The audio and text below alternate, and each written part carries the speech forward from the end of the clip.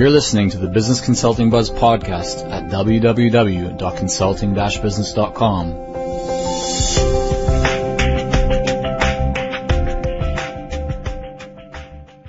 Hi everyone, this is Michael Zapersky from Business Consulting Buzz, and today I'm happy to welcome Betsy Jordyn to the show. Betsy is the founder of Youre Consulting Group. She is an organizational development and strategy consultant that previously worked with Walt Disney World. Her clients also include JCPenney, United Airlines, Hilton Vacations, and many others. I'm excited for this interview, so let's get started. Betsy, welcome. Thank you, Michael. Nice to be here. So, Betsy, you've worked with several high-profile companies that I just mentioned. What exactly were you doing for them? Well, I do with companies the same thing across the board. As an organization development consultant, I help solve complex organizational problems while increasing leadership and organizational capacity. So basically, I know it's a lot of words to say, is I help leaders and organizations get better. Okay. And so what kinds of challenges, let's get a little bit more detailed for a second here. Can you kind of give us maybe some examples of issues that you've helped companies confront and overcome? Well, they all come with different presenting problems, but then it always seems to go through a similar process. So you might have a situation is, like, for example, when you're dealing with resorts and hospitality type of organizations, they might come either with an issue with guest service, that the guest service scores are declining, they suspect something might be going on with the leaders, or you might have smaller companies that are growing, and for them, they're not as sophisticated with some of the internal systems, so they might be thinking they need to create the leadership team of the future, but they have absolutely no idea how. So basically, there's all kinds of issues that they might come to me with that are their starting point of they have some sort of challenge and they don't know exactly what's causing the challenge or how to get to the other end. That's interesting because we're talking about some pretty sophisticated companies here that are very successful in their own right, and in many cases they've been around for a long time. Yet what you're saying is that here they might just have some challenges kind of confronting them. You might think, or some people listening might think, well, why does a company like Walt Disney World or Hilton Vacations or any of these other large established companies, why would they need to bring in someone from outside to help them to hire better people or to prepare for leadership transitions? What exactly is it that that you're bringing to the table that they don't have internally? I love that question, and I love how you're making me think about this. It's really the healthier organizations are the ones that I enjoy the most, that I can do my best work with. Is that they have that foundation of support, and that foundation of their organization is basically they're healthy, and then they just are very passionate about continuous improvement. Walt Disney World was such a great example. It was a really healthy organization, had a solid brand, it had a solid set of people that it employed. It had the world-class executives. And what was so great about working in a company like that is that we always just wanted to get better. So some of the projects I worked on, even from the beginning when I was at Disney, that I thought was fascinating is the executives at the time were aware that this wireless technology was coming in and completely could revolutionize the guest experience. And so I facilitated a series of sessions with the high-level executives, and we called it the wireless technology charrettes, where we were just envisioning the future of what would it be like one day when people can make a reservation for a particular ride from home, or they could actually check into their hotel from home. And what's so amazing to me, in being a consultant at Disney, is I see on the back end right now a lot of those ideas where the technology is finally caught up, and they're offering that. So you can actually do a fast pass reservation from home, and you could actually check in your hotel from home. And that started in 1999. And now here we are in 2013. And so those companies, they envision great things, and they're the ones I really like to work with, which is why I called my business Youre, is I like to take an existing fire and make them burn brighter and stronger. In contrast, the organizations that don't have that good foundation, they do not have that vision of continuous improvement and the idea of really leveraging somebody with my expertise to take them to the next level. Right. Okay. That makes a lot of sense. So before we move forward, I want to go back a little bit. And when we talked last time, you told me the story of how your master's project in some way spawned your business. Do you know what I'm referring to? Are you talking about getting my master's degree, or are you talking about the last project that I did when I was at Disney? No, I think it was a project that I think was part of your master's program, but it really, I think, you were proposing something, and someone, maybe it was the professor, someone in your program, or maybe it was within your own company, pretty much gave you, the reins, handed you the reins to move forward, and that kind of, I think you said, spawns part of your business. Is that correct, or did I miss something? Well, I can't connect the dots on one level, and you can tell me if I answered the question properly. Okay, sure. So one of the things that I loved about my start in OD, which I think I got really lucky, is I started off in this field when I was getting my master's, and I had this opportunity to have a class and then apply it, class and apply it. And how I got into OD is my first class in school was to introduce, I had to submit a functional marketing presentation where I had to say what kind of HR department would I like to start, and I wanted to start an OD department. So right. Picks and grins, I sent it to the VP of HR of my company, and they said, go ahead and start it. And that's how I got my start in OD. And I've really been blessed with having a lot of mentoring. And so that's really given me a vision now that I'm on the back end of being in this career for a long time. I see that a lot of people don't have that opportunity to have the kind of exposure to the what's, the whys, and the hows you do this work. And so I'm in the process now of trying to replicate in some ways the things that allowed me to get mastery really quickly by putting together like a consultants institute where I'm putting together some online tools and training and trying to mirror what was given to me at the important part of my career so I can go forward, or actually pay it forward to others so that I can kind of open up my toolbox to help others achieve some of the things that I've achieved and the fun that I've been able to have with consulting because I didn't have to go it alone. Right. And so that was actually what I was referring to. And so you did answer that the way I was hoping that you would. But the other piece, I guess, to that is at that time, you were working in some ways, I guess, as a consultant within an organization. But when you actually started or decided to go out on your own, how was that transition for you? Well, the good thing for me is I have a wide toolbox, but what I didn't have was the business development.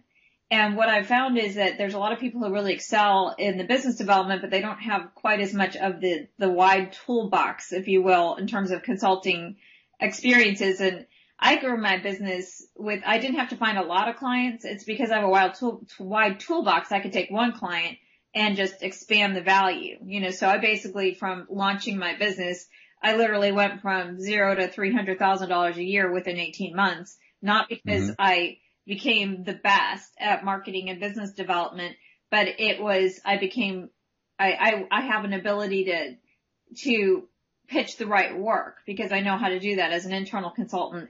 And so what I envision is that I love the business development side though. So that's been a kick for me to learn. Actually, that's probably been the fun part for me, but I've been learning how to get better at business development so I can get the right clients. It's been a challenge in some ways going out on my own. Is you go out there and a lot of companies aren't as sophisticated as Walt Disney World.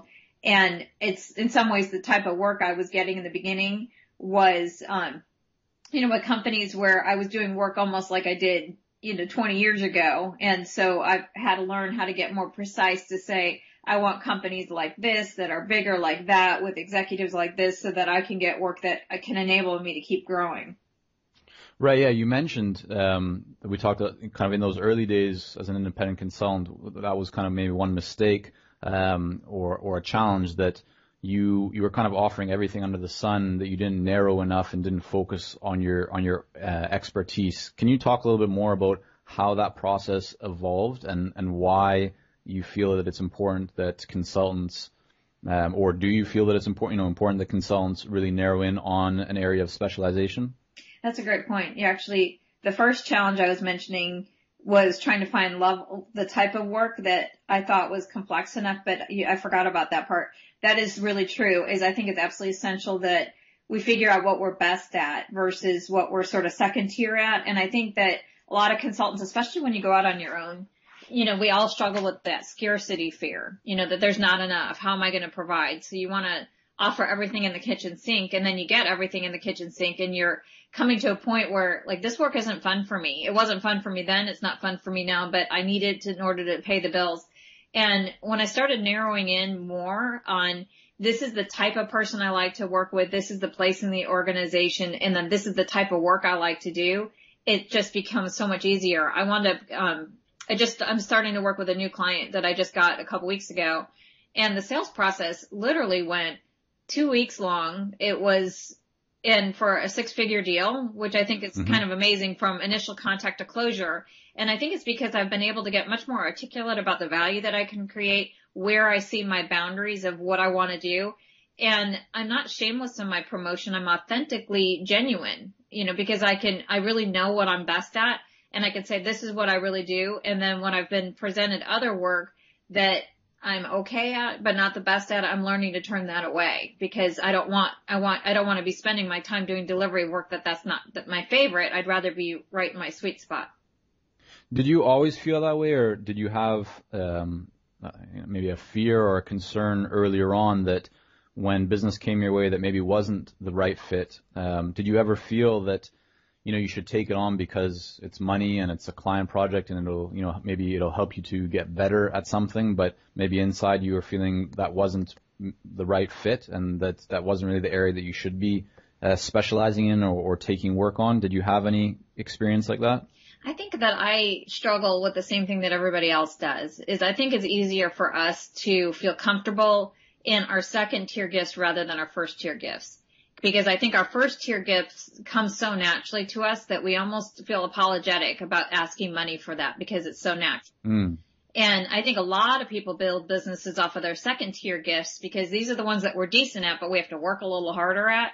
And my first tier gifts, it becomes so natural, and I always get feedback on it. I always get feedback about my ability to frame information and the way that it plays out for me in terms of consulting is in my assessment and in my strategic facilitation and my stakeholder management. Those are the 3 areas that are so natural to me that I love doing it. Not a lot of people do it, and not a lot of people do it my way.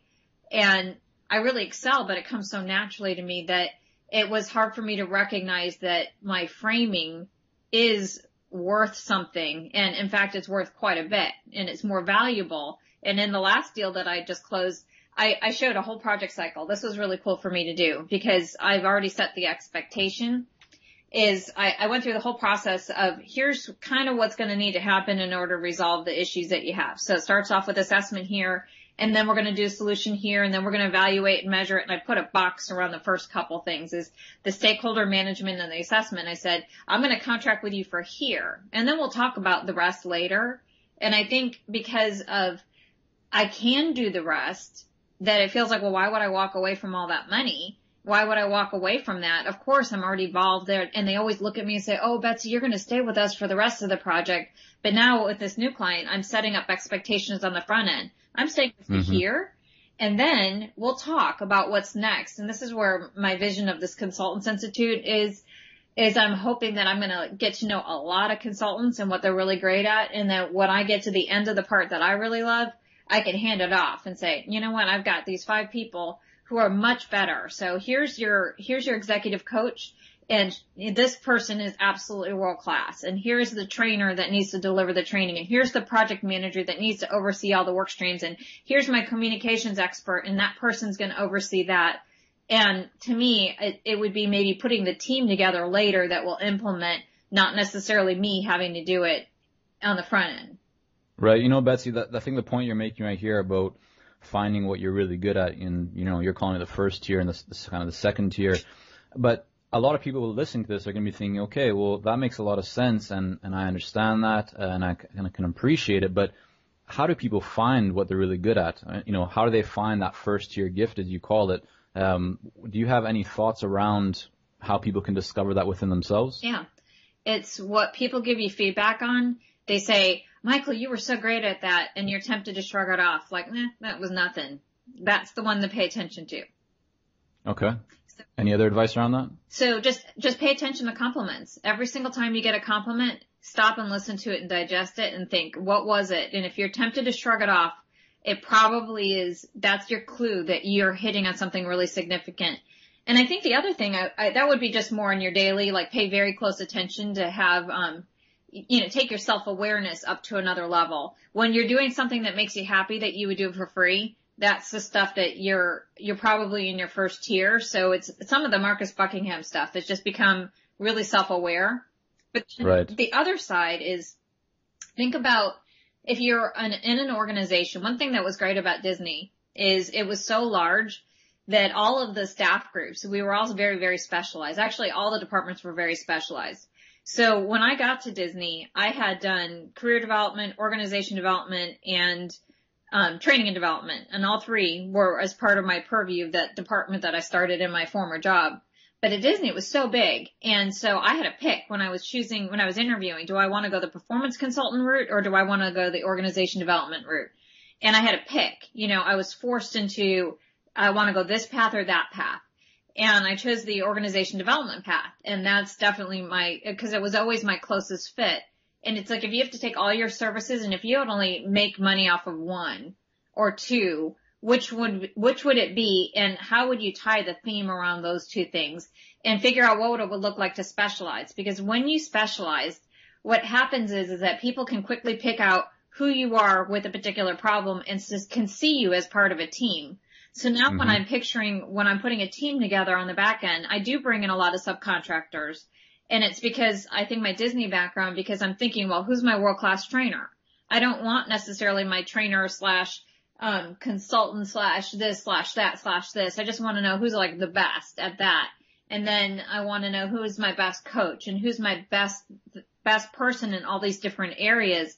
So if you have your services and if you have 12 different things that you say, well, I offer, all these different things and every single part of a project, I would just say if you had to pick one that you were going to make money off of, which would it be? Right. Now I think that's a great way to explain it. That should really bring it home for a lot of people. I wanted to get into today's action bite. When we talked last time, you were telling me about how you have a lot of experience in increasing the value of projects, and how you go, and you just kind of talked about it a little bit earlier in this interview right here, where you're able to go in, work with clients, and really expand, whether it's the scope, but at the end of the day, the dollar value that you're able to extract from those projects and working with those clients. So I hope I'm not putting you on the spot here, because I know there was a little bit of a scheduling issue that we came up upon. But for today's action bite, I'm hoping that you can give all our listeners here some ideas of what they need to do so that they can extract more value from their client projects. The one action bite I would give is do not say yes to the very first thing that they're asking you. Sell an assessment. So if you're going to switch something at a critical part, client's going to ask you, hey, Michael, can you design and deliver a 3-day leadership training? And if you start examining options around the leadership training, you're only going to be able to extract value as it relates to leadership training, and you're going to get positioned in the mind of that client as a leadership trainer. And you will be positioned as a pair of hands.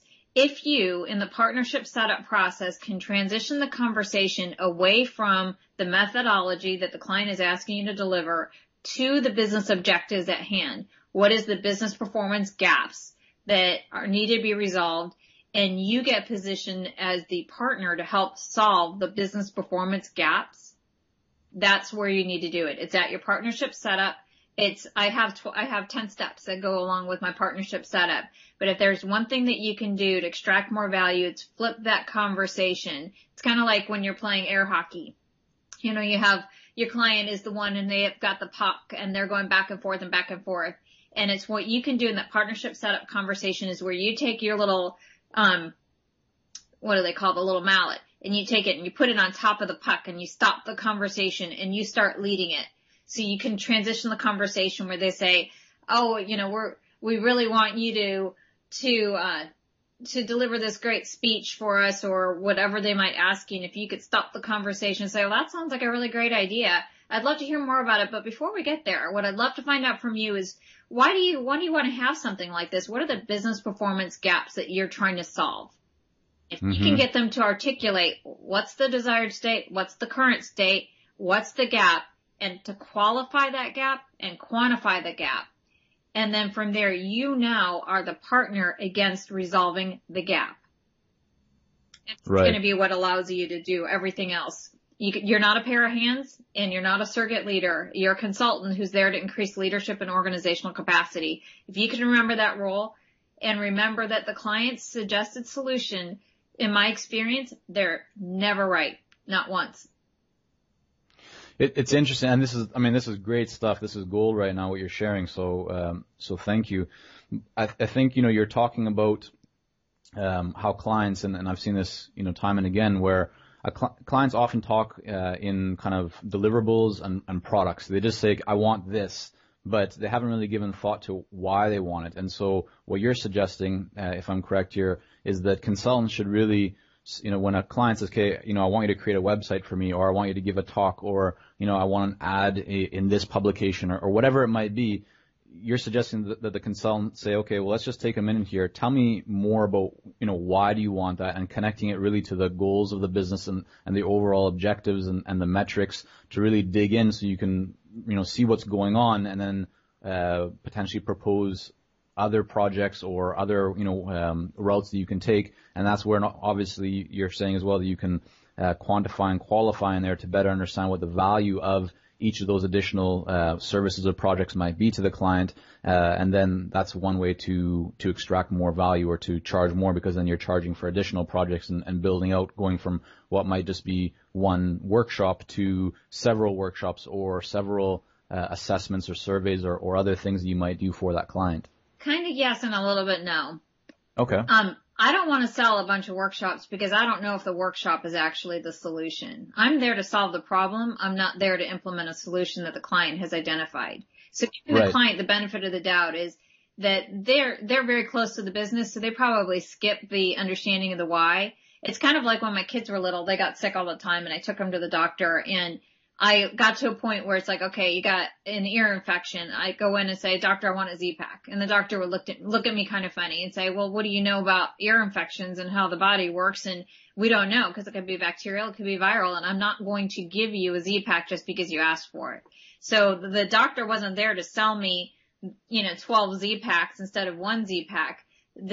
What the doctor wants to do is get the earache to not to feel better, but the infection or whatever was causing the earache to go away.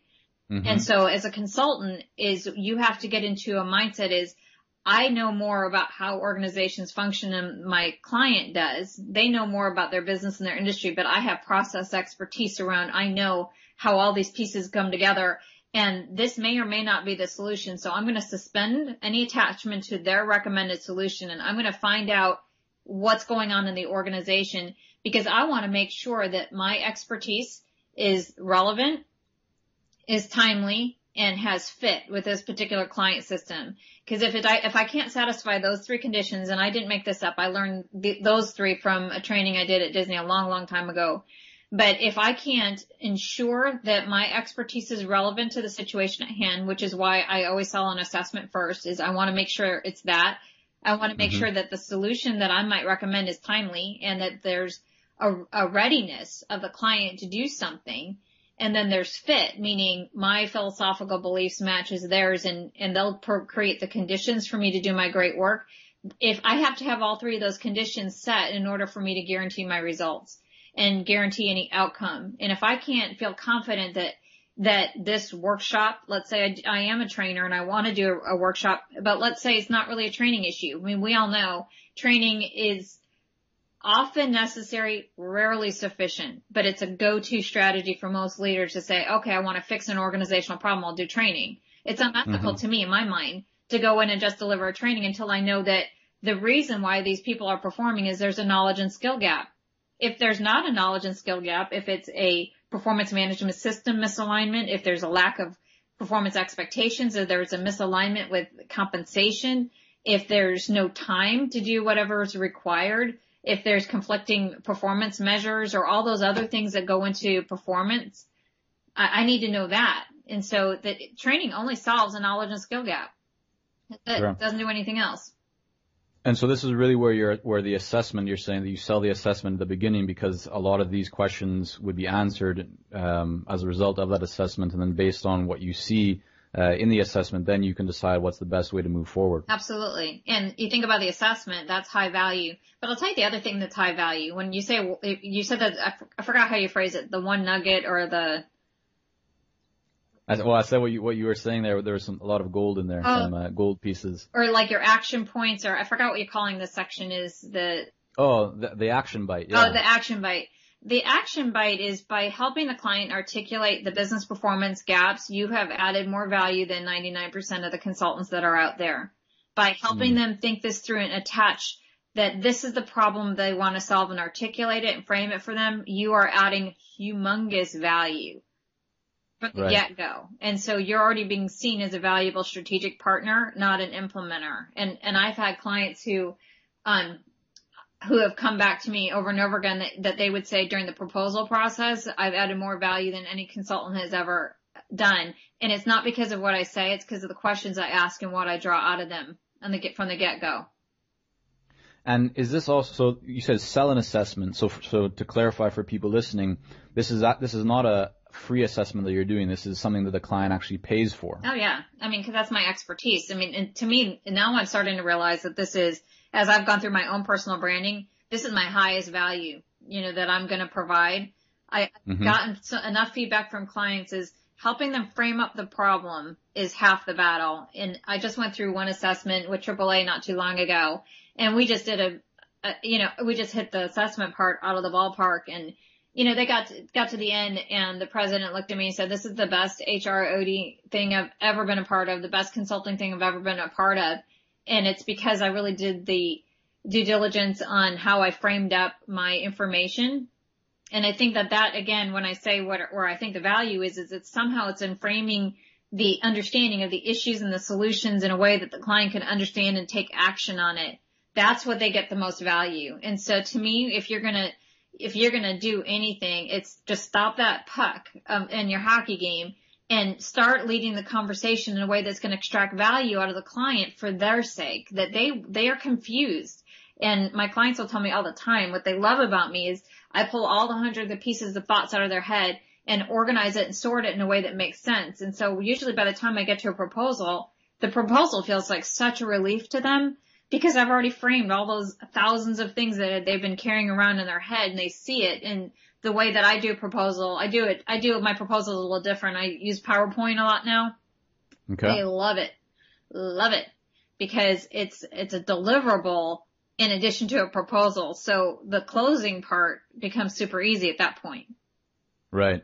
And so is the assessment that you provide, is that before you've delivered the proposal? Is that no. So that comes afterwards. So you're selling the assessment in the proposal. Yeah, but I'm selling a lot of variety. I mean, I'll do, there's a lot of things that I'm offering that still customize. I don't sell anything off the shelf. I will look and see, well, what does the client need? It might be a stakeholder assessment. It might be a stakeholder assessment plus a qualitative research project. It might be stakeholder plus qualitative plus quantitative. It might be, it might be a little bit more like that. I have a preference for qualitative research, so I'll always have that part in there, but that's my first contract. So even in itself, that doubles whatever revenue you would have had because it's 2 contracts. I always get 2 contracts at least with my clients, but I don't always get the third because, and I can explain that in a different interview. And some of it there's a good reason why. Okay. Well, let's, this is great stuff, Betsy. If there's someone listening to this right now and they're thinking, that they also want to get into organizational development consulting, what piece of advice would you offer them? I mean, is there 1 or 2 big ones around skills that they should have or steps that they should take that they can start right away? From my perspective, the most important thing is the wiring. If you have the right wiring, I think that people who excel in organization development, have a certain wiring around, they can simplify the complex. They can pinpoint root causes to organizational challenges or any other challenges. They can encourage and advise, and they're just wired in a certain way. you kind of take the X factor and then you add in just training. And that's where you just have to find, I would rather go with a mentor and somebody who's been there before who can help translate the theoretical. A lot of OD consultants and a lot of OD training out there is very theoretical. You kind of have like this, and we're my Consultants Institute. I'm trying to bring them both together. Is you have OD consulting, which I love. But it's very theoretical and very focused on the higher purpose of what we're all about. But it's really hard for us to translate it to make sense at the client's point of departure. So you have like that end. And then you have the opposite end with the business development side, where there's a lot of consultants who are much more business focused on creating the business, and they don't have the good theory, the good grounding. They don't have the whys. They don't have systems thinking, and they don't have some of that. And you kind of bring it both together. So it depends on if you're an OD, if you want to be an internal consultant as an OD consultant, I would probably give you a different set. But I think the first steps first is, one, make sure you're wired. And I have some assessments I can give you that would help on that one. But then the second is get a mentor who can help you translate the theory into practical techniques that you can use with your clients. I mean, that's one of the things I would say is probably, lessons learned from not doing it the right way. You know, me and my entire OD team, I mean, at some point we would drive our executives crazy when we're new at Disney because we were so theoretical, and, you know, they would just glaze over. I mean, one of my more rambunctious client systems literally tied up one of my colleagues in a work session because he was driving him so crazy because he was so focused on process. Right. Well, Betsy, thank you so much for sharing that. I really do appreciate all of the insights that you've shared with our community here. So again, thank you so much. Thank you for including me, and I look forward to spending more time with you all. For more interviews, articles, and resources on consulting, visit Business Consulting Buzz at www.consulting-business.com.